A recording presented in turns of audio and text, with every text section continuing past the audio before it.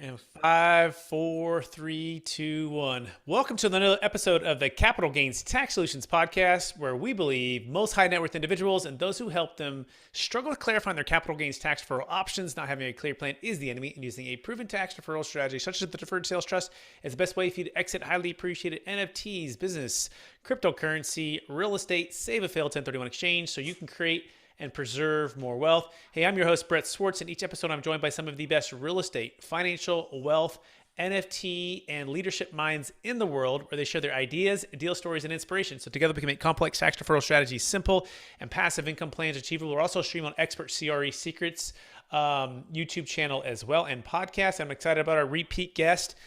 He has a passion and has always been on the forefront for new tech trends, from biohacking to internet marketing. He knows where to invest his time. And so when the NFT wave came along, it was a natural fit for him to jump in early on because of his early interest into the market. He is one of the few established thought leaders within the NFT space and is consulted with over 400 plus NFT brands and has partnered with Reddit, Twitter, and Quora.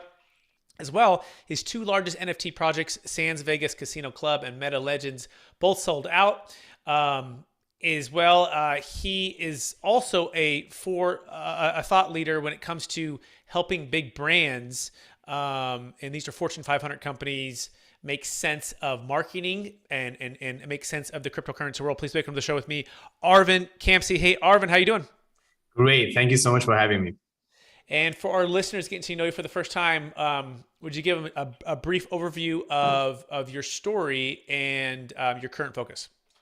100%. So I got into marketing in 2012 as an actually blogger, and I took on many roles: marketing director, demand generation, a product marketer, and then investor relationship marketing director. And then, that ranges anywhere from small businesses to public companies, Fortune 500 companies. And up until I want to say to 2020, end of 2021, I was doing investor relationship marketing for public companies. And then October 2021, an artist from Italy reached out to me and he wanted me to sell out his NFT collection of very small size, only 10 actually pieces in it. And what I did for him was actually just like running Twitter ads, and then he sold out his entire collection. So that was awesome. And then it was like a proof of concept for me to go on and actually work with many, many more NFT projects. Lately, we had like Woman of Crypto hit #1 trending on OpenSea, #1 trending on IC Tools, and also many other projects that sold out. Like we had just World of Football sold out in 37 minutes, so on and so forth. So there's been many, many projects. Amazing. We're going to talk about all things how NFT brands can make 1 million plus in a day and talk about some of these case studies. And part of our vision here at Capital Gains Tax Solutions is to bring innovative and creative investment opportunities, especially in the cryptocurrency space, and try to figure out a way to connect them to real estate investments as well. And all of these things are happening in a rapid pace. So it's great and an honor to have Arvin on the show. And so Arvin, what's the #1 secret when it comes to helping NFT brands make $1 million in one single day? Yeah. So first of all, it's, they got to take the marketing very seriously. They can't just have a great art or even like utility and then just, sit, on the side and just, expect to be able to sell out. So they obviously need to be able to, communicate their message really well. And that's one of the things I do with brands first week of working with them, is to actually just figure out their messaging. So for example, for San Vegas Casino Club, the messaging was, you can be the house always wins. And so that's very important to actually come up with that. And then now as far as the ways on or methodologies on how to actually market a NFT, it's really dependent on building communities. And for building communities, what I found best is running paid advertising and then also influencer marketing. So those two things. And then we do that, and we've done that for all the 400 NFT projects. And it has worked tremendously to build a community in a very short amount of time. So what it looks like is typically in 4 to 6 weeks, a NFT project goes from zero to building 80,000, 90,000, Discord members, lots of people on their Twitter, and then in a day where the public sale is live, everyone in the community, well, not everyone in the community, but a certain number of people in the community will buy the NFTs. And literally in that one day, the founder goes anywhere from, 500K to $5-6 million in that day. Wow. So let's pause there, right? Because a couple terms there that I want to unpack. Yeah. But the first thing is coming up with a very clear message. So maybe it's copywriting and clarifying what is it that you offer, what is it that you're trying to accomplish. That's step one. Mm-hmm. And then step two is building that community, and you're building that community over a period of time. It could be maybe 4 to 6 weeks before you're going live with this thing, this NFT or whatever it is that you're marketing. But you do this through a Discord. Define Discord for those who aren't sure what that is. Yeah, so if people are familiar with Telegram or WhatsApp or any of these social media platforms where it's a group-based communication, so it's really based on people connecting with each other on an app. So that's what Discord is, except the only difference with Discord is that, first of all, it doesn't have any ads, so 0 ads on this platform. And then people get to connect in an anonymous way. So everyone has an avatar, has a username, and it's not really their name. It's never their name. And so a lot of people in the NFT community, they want to stay anonymous. Sometimes, because they have a lot of NFTs, sometimes because they're sketchy. So there are many, many reasons why they want to do that. But the majority of times it's just because at the very beginning, that's how it started, where people wouldn't say who the designers are, who the founders are. But that's actually changing. All brands are actually going the direction of being what they call a fully doxed team, meaning everyone reveals their identity.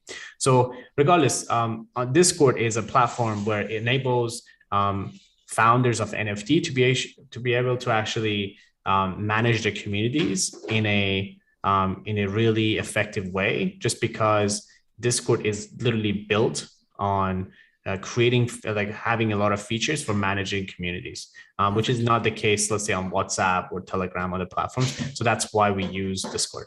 Perfect. That's awesome. Thank you for explaining that. Mm-hmm. And then you're going to be releasing this, let's say, on Twitter or on other places. Walk us through that whole step when you have 0 to 80,000 potential members, and then a percentage of those are going to be buying these NFTs and marketing or helping the cause, right? Walk us through kind of that step by step of how the community all comes together. Yeah. So the way it works is that, at the very beginning, you don't even have one member. And so what I tell people not to do is just believing in that misconception that no one wants to be first. So then they go and actually buy fake followers or fake members on their Discord. So obviously we don't want to do that. But if they have a bunch of influencers lined up, it's possible, literally in the first few days, you can get 10,000 people into your Discord. And we've done that for many projects. And so now what we do with that is literally we line up a bunch of influencers who are in the NFT community, or it could be just people who have millions of followers. They're not really necessarily in the NFT community, but they are in the, they could be literally let's say in the music, it could be in the gaming, they could be in the, they could literally be in history, whatever category they are in. But because they have a large following, we can still leverage that because everyday people are using NFTs and buying and trading NFTs. So that's the reason. Now, anyways, so we actually come up with a really good messaging. We have all these influencers to get lined up and talk about the project all at the same time. And then there's going to be a rush of people coming into the Discord. And that's what the hype is. So people get really excited because it's all of a sudden from nothing to 10,000 people, for example. So many people just got into Discord, forming these relationships with each other. So what they do, literally every day, they say hi to each other. So there's so in the NFT community, it's just GM, so good morning. That's a thing. They all say that, right? So they have their own language, they have their own terms. It's very nerdy, and they get connected over Discord for a specific NFT project. And then because of that, they not only, buy into a specific project, but also they end up actually connecting for other things too. It's just a community that's just formed around a specific artwork. And then, It is very cool. Growing up, I played some sports, right? You have a community there. Yeah. Then I played some video games, right? So we geek out with some of the video game Yeah. kids, and then it's these little subcultures, right? And that connection, and that's pretty fun. Is that a fair summary so far? It is really fun. Like so for San Vegas Casino Club, I remember the day before they sold out. I sat on one of their AMAs, which is Ask Me Anything. And this was in the morning, and people were, just talking about, they have their inside jokes. They were just talking about things that happen in the community before they sell out, and they just encouraging each other to buy. They tell each other, I'm going to mint 3. Well, how many are you going to mint? And by the way, mint, for people who don't know, is just essentially buying NFTs at a time that's before it gets to the secondary market, meaning before it gets published on a public marketplace. So meaning buying the NFTs off a website, for example, that's called primary market, and they call it minting. Instead of saying buying. So anyways, they form these communities, and then they talk with each other. So I went on, I think it was like in the morning, I joined them, and then obviously left the AMA to do what I was doing. And then I came back maybe a few hours later. Some of those people were still there and still talking. And it's just so exciting to see like people get inspired for a specific project, for some artists to go. And sometimes these are artists that have never been known or appreciated in the world. And then now all of a sudden, because of the NFT project, now everyone knows them, and everyone's going to buy their NFTs. And then the artists will also get to do more art the way they like it. So it's just a lot of positive impact that it has in the world. I love it. I think about like old school marketing, right? Like maybe back in the 80s, you had to get on like the Arsenio Hall show, or you got to get on, maybe that's the 90s, right? You got to get on all the, NBC, ABC commercials, or you got to be at the Super Bowl commercial. And then Facebook and Twitter and all these things come along. And then you got to be on social media, you got to run the ads. And it's almost like it's democratizing some of the marketing, right? And the reach by banding everyone together to support one another, and also, share like amazing art or amazing projects or amazing things. Is that a fair summary, Arvin? Yeah, exactly. And the cool thing about that is that even though the art is being shared, the artist still gets credit for it everywhere it goes, which is really cool functionality of NFTs. Because let's say in the past, if you were to, let's say you had a track from an artist, let's say an audio track, from an artist, and then you would share it with someone else, the artist wouldn't get credit for it. So you just essentially pirated a like music that that artist made, right? Versus with NFTs, you still know, no matter who is trading it, no matter who's buying, who's selling it, you still know who the artist is. It's all in the blockchain of things. So again, blockchain, if people not sure what that means, it's just a database of all these transactions, all these different functionalities that are happening are all going to be recorded in this database, and it's all timestamped, and we know who's who essentially in that database. And so let's say if it's an artist that had in a specific art, let's say it's like a new album that they just releasing, and then they want maybe someone from the community is like sharing it with other people. Then what happens is the artist, every time the art is being sold or just being bought by people, they get somewhere around 3 to 10% royalties for that piece of art, which is really cool, because now artists actually get the credit they deserve. So that's amazing. I love that. I love that. Right. That's fantastic. By the way, if someone wants to work with you, Arvin, what's the ideal type of client who might want to work with you, and maybe they're an artist, maybe, what does it look like? Kind of give us maybe the last couple of case studies. Yeah. So I would say I like working with projects that they have, they have thought things through, as opposed to just like saying, hey, everyone's doing NFTs, I want to do NFTs too. And so I like them to have a team, so community manager. I like them to have some marketing budget.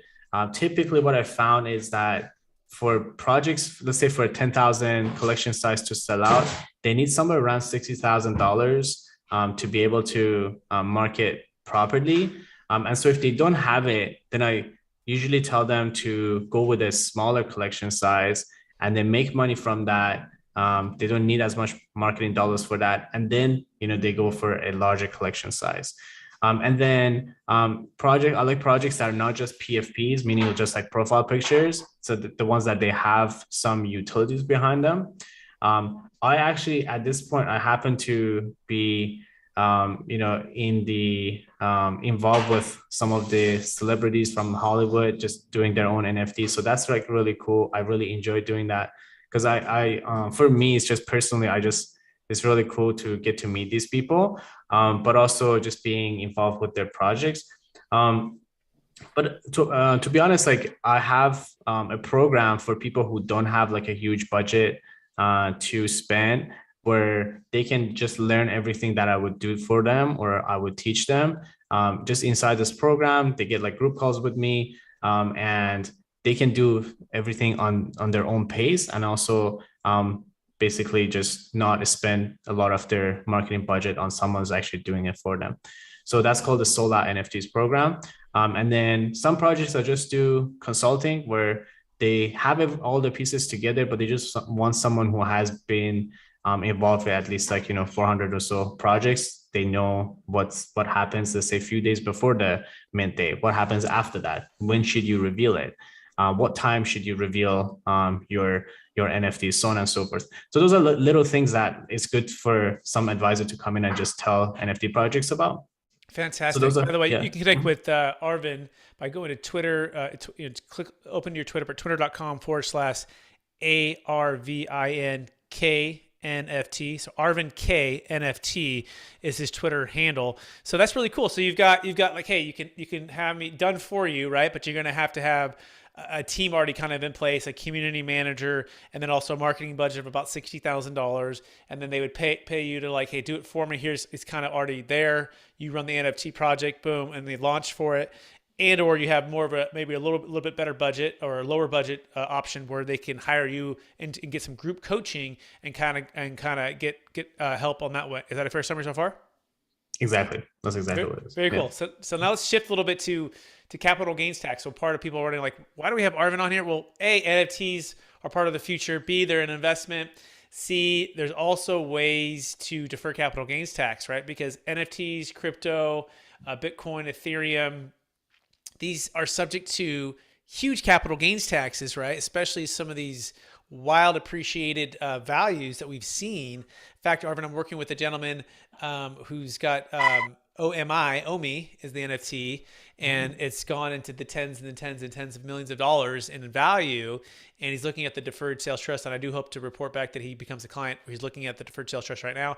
Everything's looking like it's a go. He is waiting for it to hit a certain new exchange, and he thinks that when it hits that new exchange place, it'll increase the trading volume and the liquidity opportunities and the value. So just talk about the ability to exit NFTs and defer capital gains tax. What would that mean for some of the clients and partners that you serve? Yeah, so I think that's actually a very important side of things where I remember initially I wasn't thinking much about a lot of projects, and myself. We were all just thinking about selling out, and then that's it.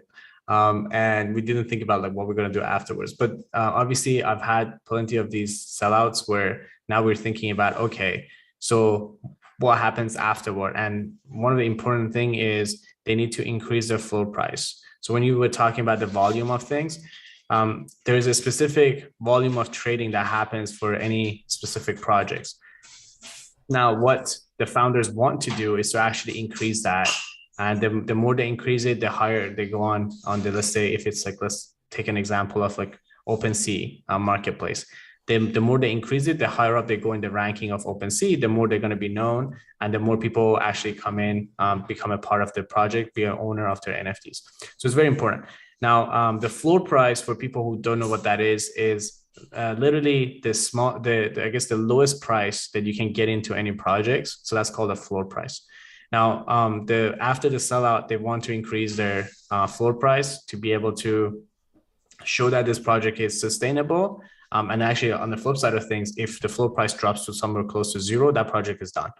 And so now, I've been involved, obviously, in projects where they sold out, and I looked at how they've done things. So some of them, they they obviously get paid in cryptos. So that is for most of them, it's actually Ethereum. So then what they do, they pay everyone, their promoters, they could be community managers in crypto as well. And then they take out some of the money from the contract. That's the smart contract we're talking about. But then typically most of the times they don't cash it out. And I believe the reason for that is if they cash out the crypto earning at any time, then at that point they have to actually pay for the taxes. So they typically keep it and then they turn it into other NFTs. So, or they reinvest it back into their own project where they can even make more. And as long as I guess it's not just the rent money, they don't need to really cash it out anytime soon. So they can just keep it and just play with that and just make it even a larger investment. Got For it. themselves. So we would come in, just so everyone who's listening, we just did Yeah. an Ethereum sale for a client exit strategy with the Deferred Sales Trust. They bought it for about 100,000 and went to 13.5 million. But along the way, it was, it was 1 million, it was 6, it was back to 1 million, it was 8, it was back to 4, it was 13, back to 9. It was just all over.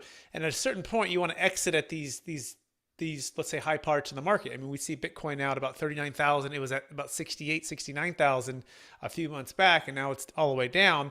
And so if you can time your exits, defer your tax, and then buy back into crypto, all tax deferred, that's the vision that we're trying to help people do. But also diversify, because you might want to invest into some investment real estate. I know this client with the OMI, he's looking at exiting and buying Airbnb rentals on the beach, right? And then buying some multifamily apartment complexes and getting some more traditional investments. He's not going to sell out of all of his NFTs, but portions of it, right? Where you can take some chips off the table. And so that's where we would come in.